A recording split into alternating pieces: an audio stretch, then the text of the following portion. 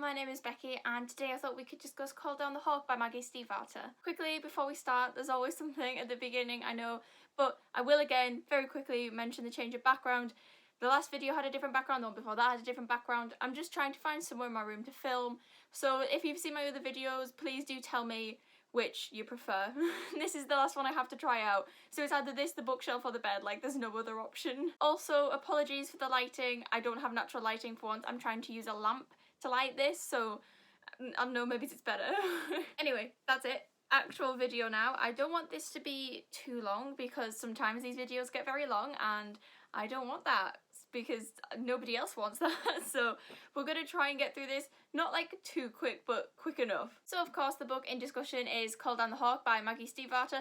This is the very lovely UK cover that I absolutely adore. Not gonna lie, I think it's 10 times better than the US one. I was very happy when they announced this. I won't hold it up for the whole video though, otherwise I think we'll both get tired. So that's, you know what it looks like, In general, how I'm going to go about this video, I think, is obviously I'll explain the plot first in case you haven't seen it, although this is going to be a spoiler video, likely. So, if you haven't read it and you don't want to get spoiled, then maybe come back to this after you've read the book.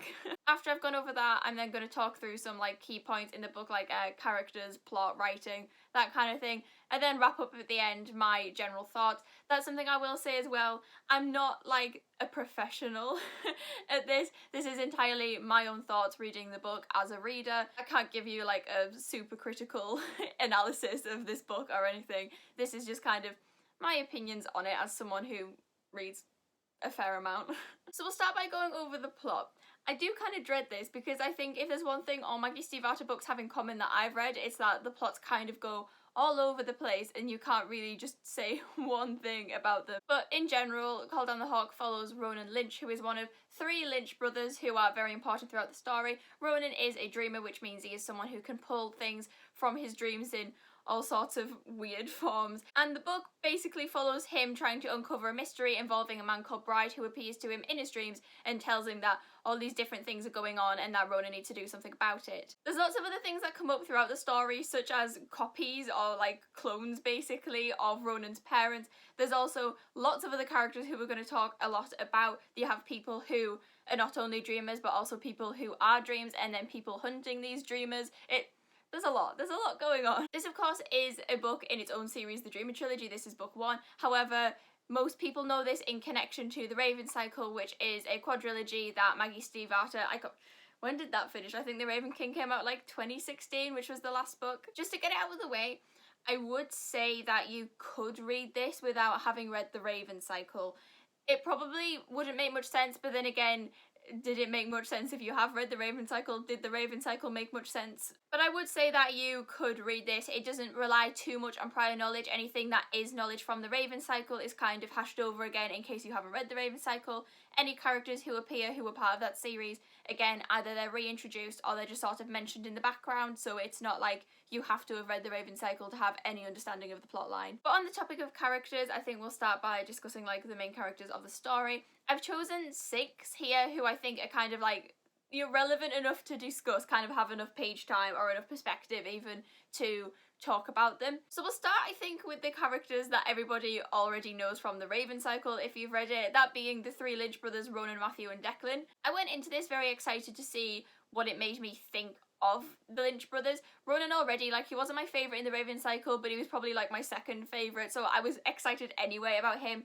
And then we have Matthew and Declan, who aren't really big characters in the Raven Cycle, but they're mentioned enough for you to know about them. Matthew always comes across as the kind of angelic, cuddly boy. He's the youngest one, and is he 15 or something in the Raven Cycle? So you kind of know him as this younger, very pure, very sweet teenage boy, and he kind of is like that as well going into Call Down the Hawk. That's exactly how he came across still. Declan, on the other hand, I had reservations about because you only really see him through Ronan's eyes in the Raven Cycle, and so it leaves you with this idea of Declan that he's probably not the best.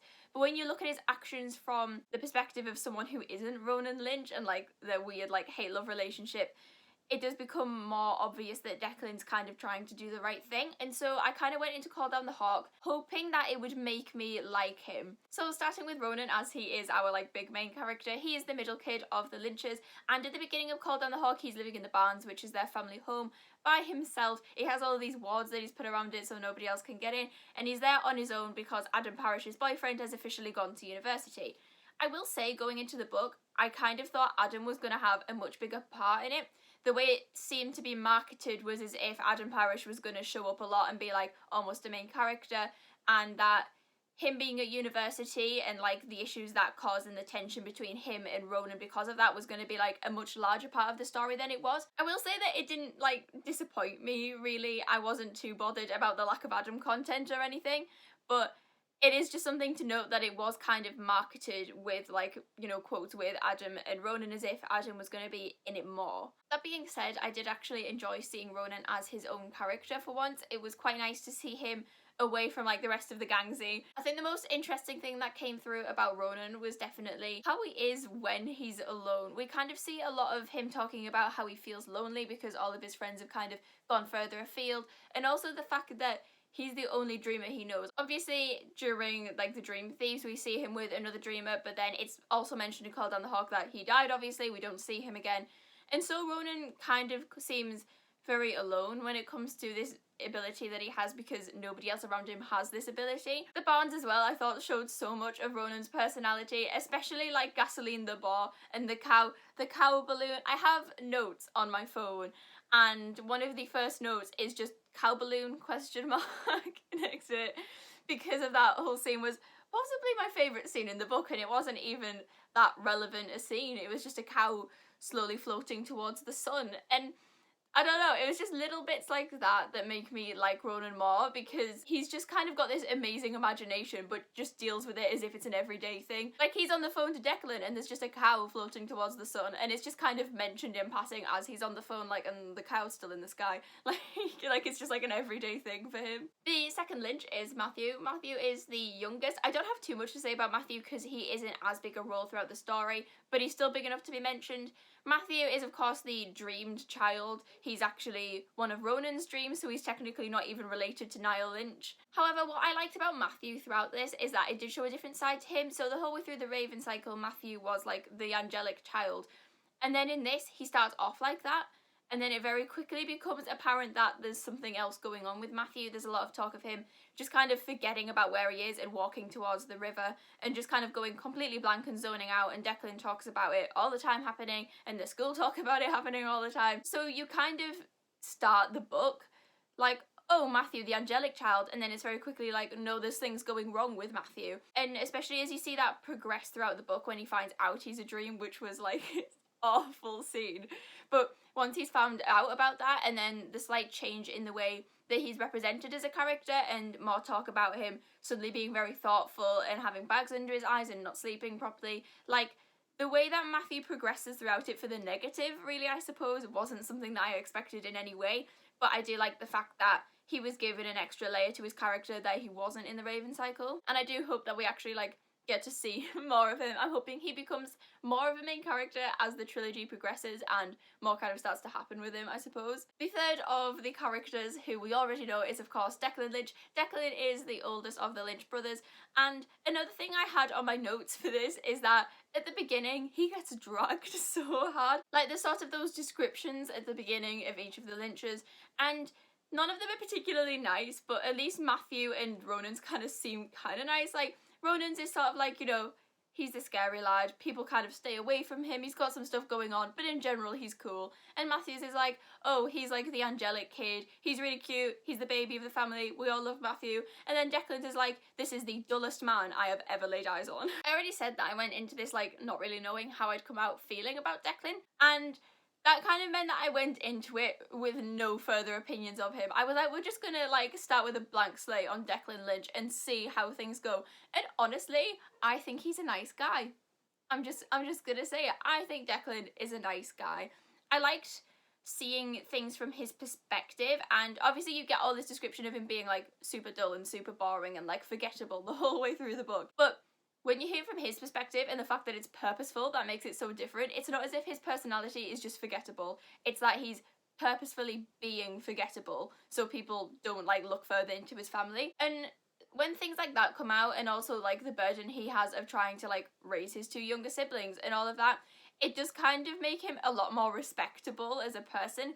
When you find out that everybody kind of turns away from Declan, everybody's like, he's the dull one, we don't need him, but he's doing that purposefully and he doesn't actually want to be like that. And that wasn't necessarily something I thought we'd get from that. I went into it just expecting him to be dull. And then there was kind of this turn in which it was like, oh, he's dull, but for a purpose. Again, it just added that extra layer to him that I wasn't certain we'd get. I'm trying to go through these at a specific speed because I've already been talking for about 15 minutes.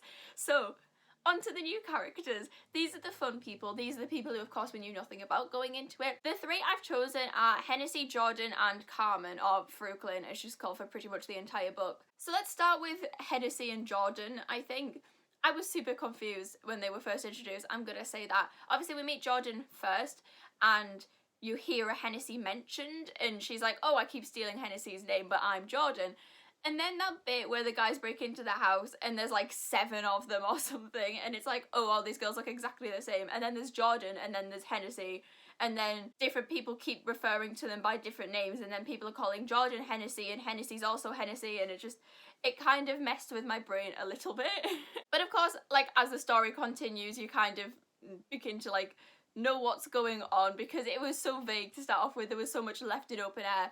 But by the end of it, everything makes sense. Hennessy, I don't know what I think of her still. I kind of spent the whole book like iffy on her, like I couldn't make a decision about what I thought of her.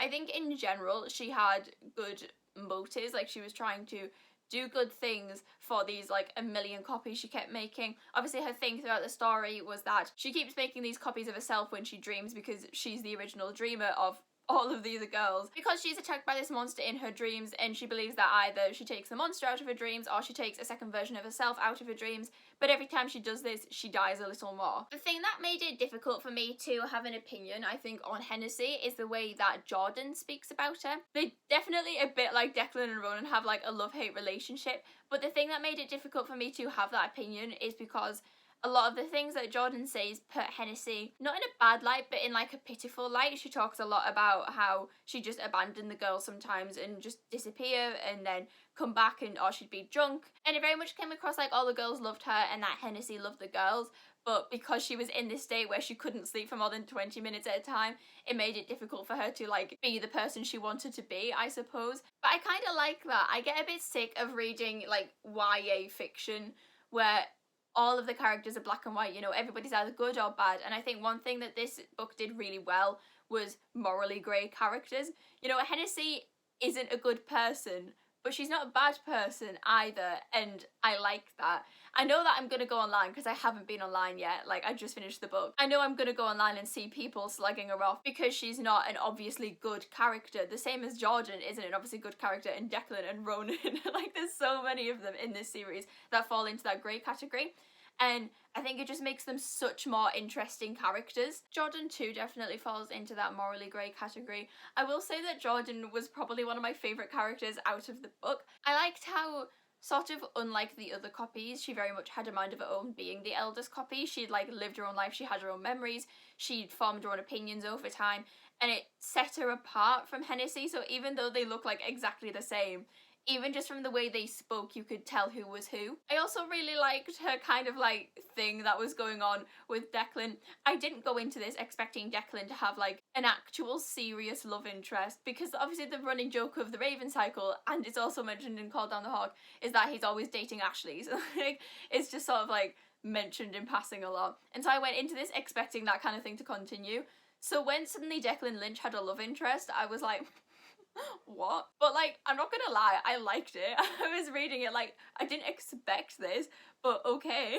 And a last point about like Hennessy and all the other Hennessy's is just the odd bit of British slang that was thrown in there was so funny, because like, it was a kind of British slang that is stereotypical British slang, but it's correct, so I can't like say anything about it because it's right. And I also like the way that Jordan says crumbs all the time. I don't think I've ever heard anybody like in a non-comedic way use crumbs as a swear. So that was fun as well. I did like the way you could kind of tell the linguistic difference there between some of the characters as well, based on like where they were from, but not to a level where it felt stupid. Sometimes when you have English characters in a book, you can tell they weren't written by someone English because they say things like love and bloody all the time. So if you've ever seen an English character in a TV show, they probably finish every sentence with love.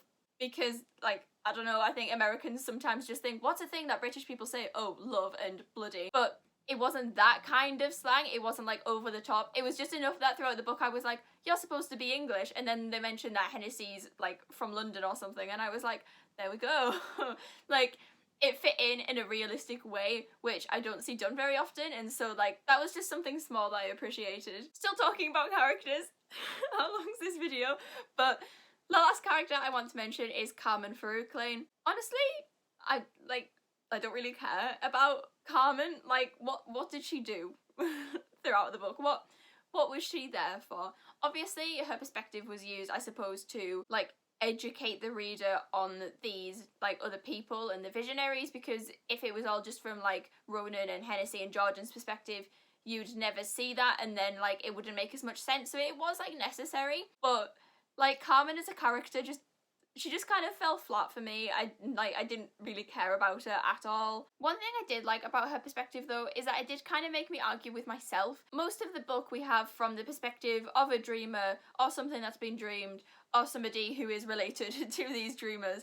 And so the good guys are the dreamers. Then you go to Farouk Lane's perspective and the dreamers are the bad guys. And it was kind of odd because for a lot of the book I could see both arguments. Like, on one hand, obviously the dreamers deserve to live because just because they do this thing doesn't mean they should die, like they're not all bad people. But on the other hand, I could totally understand these people who don't have powers themselves are probably scared of this power that other people have and think that they're going to end the world with it, trying to find them. Do I think they should have been killing random old women? No. But I could see the argument from both sides, and I did like that. Again, it wasn't really clearly like good guys, bad guys. Like, there was kind of an argument for both of them. But that's all I really have to say on Carmen. Because, like, I don't know, she just wasn't the most interesting of characters. I thought she was quite bland, to be honest. I know Declan's supposed to be the bland one, but I thought she was like the actual bland character throughout it. Whether that was purposeful or not, I don't know. Next, I thought we could quickly talk about the plot. The reason I say quickly is because I can't talk about plots anyway, but talking about the plots in like these and the Raven Cycle it's just like an extra challenge. One thing I can always say about the plot of anything in the Raven Cycle universe is that it's very original, it's very unique, it's not something I've read before.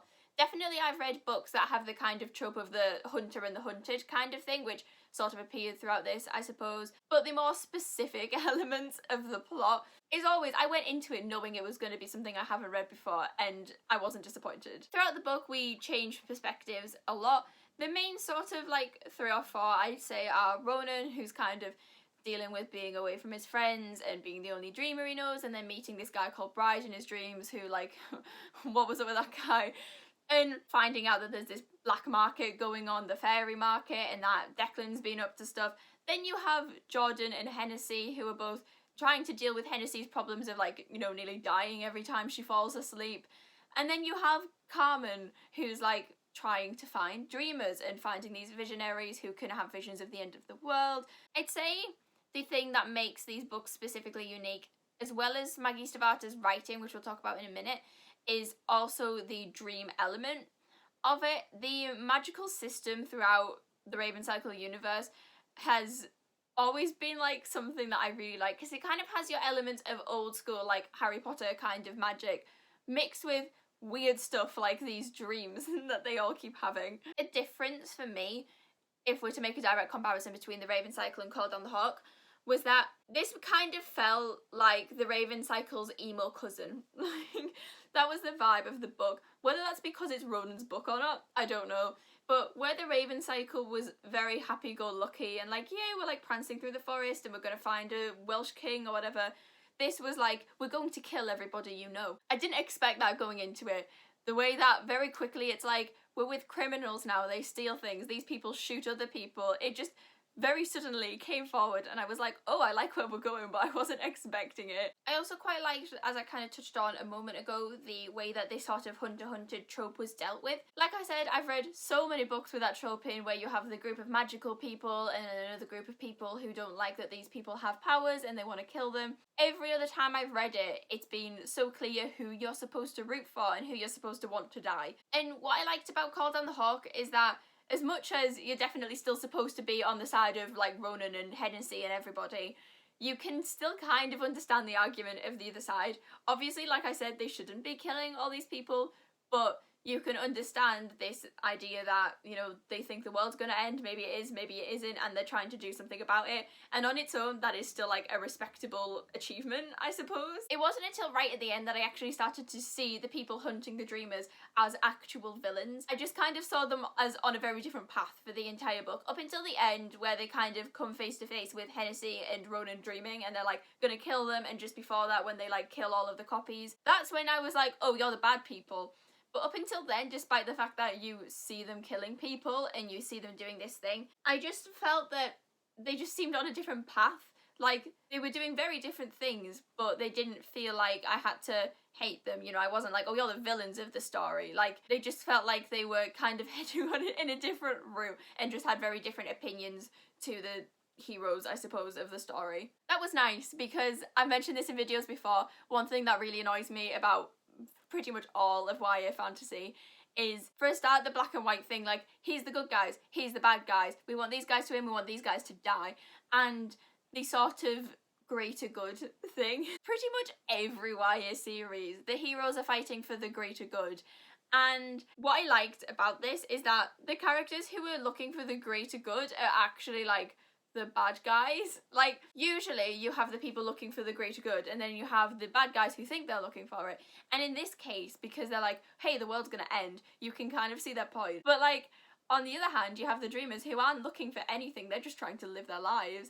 And that felt nice to have that kind of dynamic for once, instead of it being like, oh, we're gonna have this big battle because you're trying to end the world and we're trying to save it because we're the good guys. It was kind of like, the bad guys were trying to save the world and the good guys were just trying to live their life. It just gave it a slightly different dynamic, and it was just kind of like a nice change, I think, from the usual YA setup. And I suppose that kind of leads on to the last thing I want to cover, which is Maggie Stiefvater's writing. I know there's like a lot of opinions on her writing. I know a lot of people say it's like complicated and pretentious.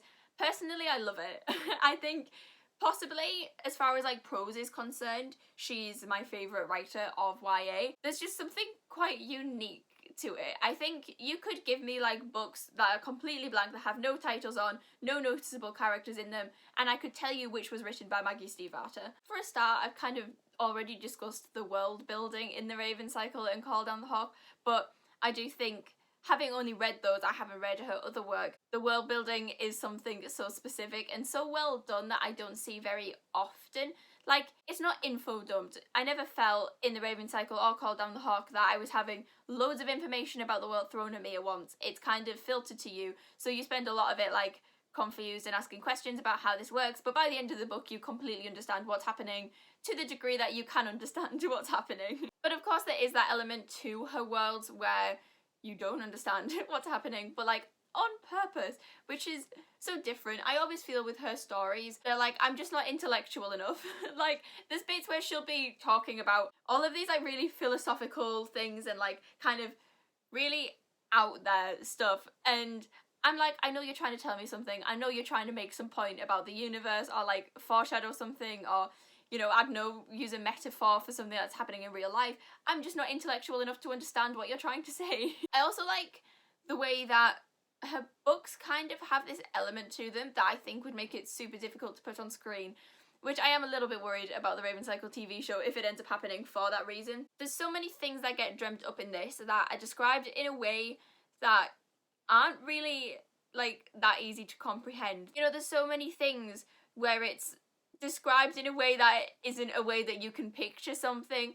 Like, I believe in this there was one description that was like, it was the opposite of colour. What's the opposite of colour? How are you going to take that and then think and be like, this is what that looks like, that is the opposite of colour. Even the dogs at the end, the sunhounds or whatever they are, even those, it was like they're dogs but they look like smoke, and I was like trying to picture this stuff in my head. And that happened so many times in Call Down the Hawk, where there's things being dreamed into reality that aren't fit for reality, and for that purpose they're not described in a way that reality can handle. I don't see that in other series. I don't think I've ever read another YA series that have made my brain work the way that my brain has to work to understand these stories. Never before have I ever sat thinking to myself, what does the opposite of colour look like? You know? Or in the Raven Cycle, when Ronan dreamt a word, but it wasn't any specific word, it was just a word, and then it was something else, and it was like a memory, and then it was a mirror. And like, you're given these descriptions, and you're expected to just make it work in your head, and sitting down and having to try and make all of these things into something that I can like physically imagine is a challenge, but like also it's fun, and it's not something, like I said, that I read in other books. Also, just the other elements I think of Maggie's writing, the ones that stand out to me are always, for a start, the way that weird situations are handed to you but they're narrated as if they're completely normal. That is something that I noticed so much of the Raven Cycle, and then it continued in this. For example, the cow balloon. The cow balloon's presented to you like there's just a cow in the sky, what we're gonna do about it. It's not like, oh my god, there's a cow flying, this is so weird. It's like, there's a cow floating towards the sun. It does make you think, because on one hand you're like, this is so weird, what's going on? But then because it's narrated in such a like serious, just matter-of-fact way, the other half of your brain is like, but this is fine, you know? It's just, I just like the way that it's presented. In fact, there's a line that I'll find that I specifically highlighted near the beginning of the story that I thought quite well kind of summed up. There we go. Literally opened on it. Like, if I was to try and describe to somebody what it's like to read Maggie Stiefvater's writing outside of all of the mad, like, mind mess of the dream stuff, this is the line that I think I'd use. I'll read the paragraph just to kind of, like, give context, but if you've read it, you kind of know what's happening anyway. The Coleco was lucky it hadn't got shot, too, crouched behind Brown as it was. Bullets go through things, that's their job. Instead, it merely got splattered with blood. It let out an uncanny howl full of rage. It bottle-brushed its tail and puffed its cotton coat. Then it hurled itself straight at them, because you can trust that the Venn diagram of cats and folks willing to throw cats is a circle. That last line, because you can trust that the Venn diagram of cats and folks willing to throw cats is a circle, just kind of really got me back into that writing. That's page 6. And I was reading it, and then I got to page 6 and I read that and I was like, yeah, we're reading a Maggie Stiefvater book. And it's just that kind of like, I don't even know how to describe it, the way that things are kind of thrown at you and described in an odd yet a matter-of-fact way, and then things like that that are just thrown into the middle. Like, somebody had just died and we were discussing Venn diagrams of cats. Like, it's an element that I just really enjoy about Maggie's writing. I think some people probably don't like it, but I personally do. I find it quite enjoyable. It reminds me of the way that some like of children's books are written. Definitely not a child's book, but it has that kind of like funny, slightly odd element to it that just kind of fits so well into the plot line. But that's like the last main point I wanted to make about this. Thank God this video is probably horrifically long, but let's just kind of summarize. So I'm going to start, obviously, this video is titled, Is Call Down the Hawk Worth the Hype? I'm going to start by saying I fully believe it is. I've read a lot of books that I don't think are worth the hype. I kind of want to make this a series so I can discuss some of those books, but this is one that I would say was definitely good. It lived up to the hype that it got. I didn't go into it expecting a lot and then end up disappointed, as I have with many hyped up books in the past. This is mainly down to the fact that I do think it's still very original and unique and creative. Like I said, it's not something I've read before. I didn't finish it thinking, this is just a book I've read a million times before. The characters I've seen a million times before. Even the ones who are already existing characters in the Raven Cycle had things added to them that weren't originally there, that made them feel like I was still learning new things about them. The plot, I thought, was really exciting. I was so stressed for the last like 70 pages, and that was my main concern, because some of the Raven Cycle books, I thought the end fell flat. For me, the last like 10 pages of these books like decides whether it's 4 or 5 stars. And this genuinely, like, for once, I thought it ended well. Like, I already want to read the second book. And just the plot throughout, there wasn't spaces where I was bored. There wasn't big chunks where I was like, God, is something going to happen? It felt like something was always happening. Like, the pace was, like, always there, which is something I enjoy. So in general, between the uniqueness of it, Maggie Stiefvater's writing in general, and also just how exciting the plot was, I would say definitely worth the hype. I gave this 5 out of 5 stars. It was probably one of my favourite books of the year. I did really, really like this. And yeah, I'm very excited for the second one. We're probably gonna have to wait ages for it, but like, it'll come, it'll be here, and I'm excited about that. Thank you so much for watching, especially if you made it all the way to the very end. Please do comment down below if you have any thoughts yourself that you want to talk about in this book. Please try and keep them positive. I'm not in the mood for reading negative comments about things I like. So yeah, if anybody wants to discuss it further, I always like a good discussion about these things. But again, thank you for watching, and I will see you very soon. Bye!